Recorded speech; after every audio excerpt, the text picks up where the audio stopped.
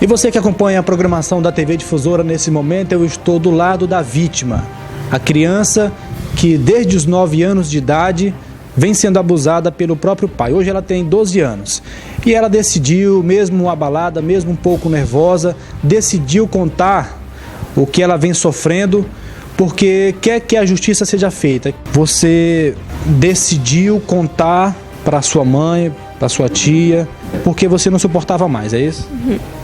Não suportava mais. Ele dizia que ia me matar, me batia. Eu não podia nem andar na casa da minha mãe mais, porque ele dizia que ia me matar se eu falasse alguma coisa. E aí, como era o teu relacionamento dentro de casa? Você morava também com a madrasta? Era ruim, que ela não gostava de mim, ela não falava comigo, eu não podia... Só no começo que eu falava com ela, quando ela se casou com ele. Depois, ela foi... Não gostava de mim, brigava comigo dentro de casa. E ela também trabalhava. Aí só ficava eu e ele dentro de casa. Você disse que desde os 9 anos de idade que você vem sendo molestada pelo seu pai. Como foi que isso começou? Foi na casa do meu avô. Você passou um período lá com ele? Uhum. Aí, nesse dia, meu avô tinha saído. E ela também, que ela estava trabalhando na casa de uma senhora lá. Aí só ficou eu em casa. Aí eu fui dormir, aí ele tirou minha roupa à força, a dele, aí... E você tinha 9 anos de idade? Uhum, tinha 9 anos. E você não estava nem entendendo o que estava acontecendo? Uhum. O que ele dizia para você? Ele não falava nada. Simplesmente agia? Uhum. Ele não falava nada. Aí aí eu comecei a sangrar. Aí ele foi buscar minha madrasta lá na casa dessa senhora. Aí falou e inventou outra coisa lá. Aí eu pensei que ele tinha falado a verdade pra ela, mas ele não falou. Você achou que ele ia contar de fato o que aconteceu, mas falou foi outra história. Foi. E aí então, desde aquele momento, desde aquele dia, começou o pesadelo? Foi. A partir dali, começaria com qual frequência que ele cometia esses atos com você? Quando não tinha ninguém em casa. Sempre que não tinha ninguém, ele... Era porque minha madrasta, ela trabalhava numa escola lá, perto de lá. Aí ela só chegava em casa à tarde. Aí o período da manhã ela não estava em casa. E é então que ele aproveitava? Era. Aí eu ficava tipo alegre quando tinha algum trabalho para ele, que ele passava ficar um mês fora de casa. Aí eu... Ficava despreocupada, né? Era. Mas quando ele estava em casa era... Pesadelo. Pesadelo, né? Uhum. Em algum momento a mulher que morava com seu pai, que morava com vocês, percebeu, desconfiou, ela sabia? E ela desconfiou. Aí ela me perguntou, aí eu falei que eu não estava aguentando mais, porque ele dizia que me matar, que ele disse que tinha coragem de matar qualquer pessoa. Então você ficava com medo, né? Uhum. Eu ficava com medo. Sempre que você ficava só com o próprio pai em casa, ele abusava de você? Era. E o que mais que ele dizia pra você, além das ameaças? Não sei, ele não agia como se fosse meu pai. Ele não agia. Ele também fazia de conta que eu não era filha dele, que eu era outra coisa. Queria eu pra ele como se fosse uma mulher, não uma filha. Ele chegou a falar isso pra você ou você que percebeu? Eu percebi. Você percebeu que o tratamento que ele dava pra você era como se fosse uma mulher, não uma filha? Uhum. Aí ele me tratava desse jeito. Esses abusos, ele acontecia que horas? No período que ela saía, eu ficava em casa. Eu ficava dormindo. Aí ele ia. Ficava lá na minha cama. Aí eu ficava com medo. E lá não mora muita gente. Não tem muita gente lá perto.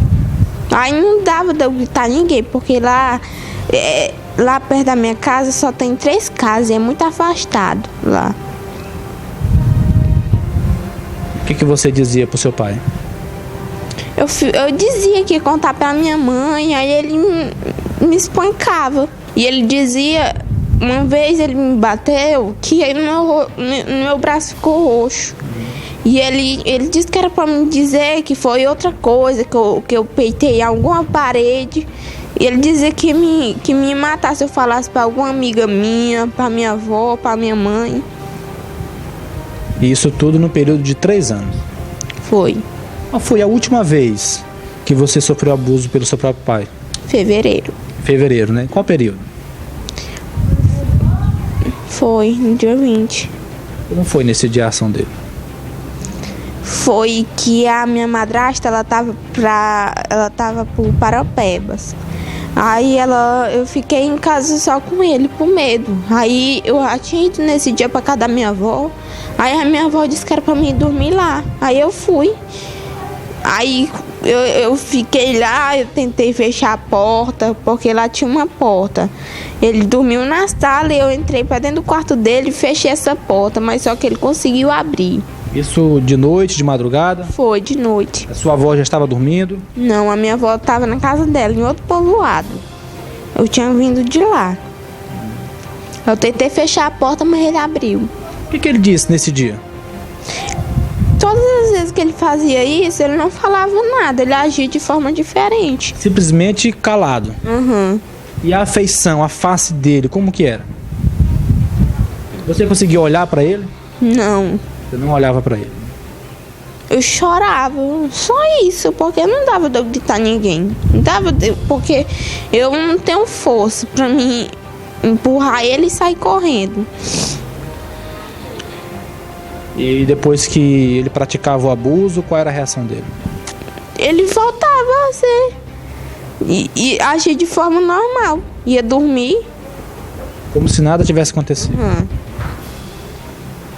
Qual o seu sentimento hoje para com o Fernando, seu pai? Ele é um monstro. Eu não considero ele como meu pai, considero ele como um monstro. Porque ele não é pai.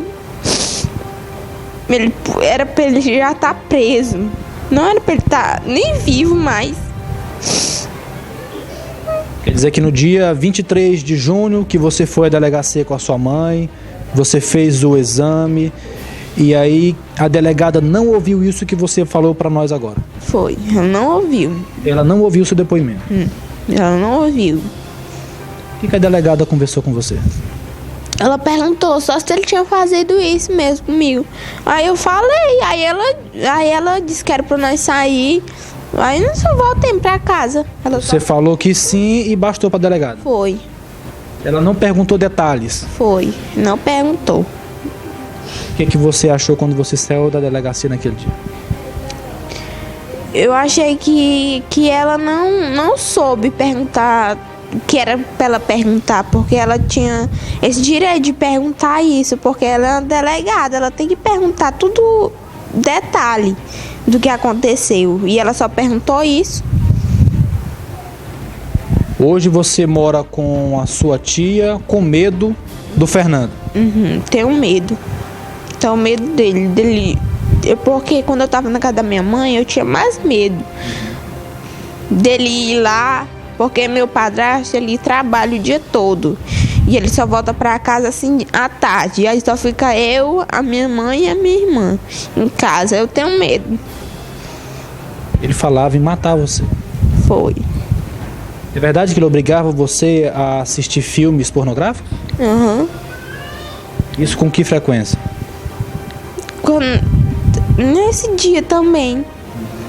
Me batia, botava a mão no meu rosto, ficar com falta de ar. E aí, além das ameaças verbais, ele lhe agredia também? Aí depois ele me levou, porque minha madrasta já estava desconfiando de novo e ela já tinha avisado. E uma vez ela avisou pra ele e ele deu um murro na cara dela que ela caiu no chão. Ela caiu. Aí desde esse dia ela ficou com medo de avisar ele pra ele parar com isso. Que ela vivia de ameaça, ela não tava falando com a mãe dela pra ela poder ir embora, que ela tava ali porque ela não tinha pra onde ir. Aí ela avisou pra ele. Aí depois ela falou pra minha tia, a minha tia não acreditou. Aí ele me levou pra casa da minha avó, aí eu fiquei lá. Aí ele chegava lá como se nada tivesse acontecido. Aí eu falei pra minha avó, pro meu tio. Mas só que eles disseram que era pra me ficar calada. Quando você disse, eles pediram pra você ficar calado, não contar pra ninguém. Foi. Aí tem uma tia minha que ela disse que era pra me contar pra minha mãe. Porque ela disse que isso aí ela não tá considerando ele nem como sobrinho dela. Porque ele é sobrinho dela, essa tia minha. Aí ela disse que era pra me fazer uma carta e mandar pra minha mãe. Por uma menina lá que trabalhava lá no colégio. Aí eu dei pra ela. É que você, através da carta, falou pra sua mãe, né? Foi. A minha mãe veio me buscar, eu falei pra ela. Você dorme à noite, você... Como é que tá, assim? Durmo, mas é pensando nisso, eu tenho medo. Você não considera ele como um pai? Não considero. Nesses 3 anos que você vem sendo vítima, você vem sendo abusada, e agora você falou, você disse o que estava acontecendo, e o seu desejo hoje para com o Fernando é qual? Que ele ser preso. Ser preso na cadeia, até mataria ele se for possível.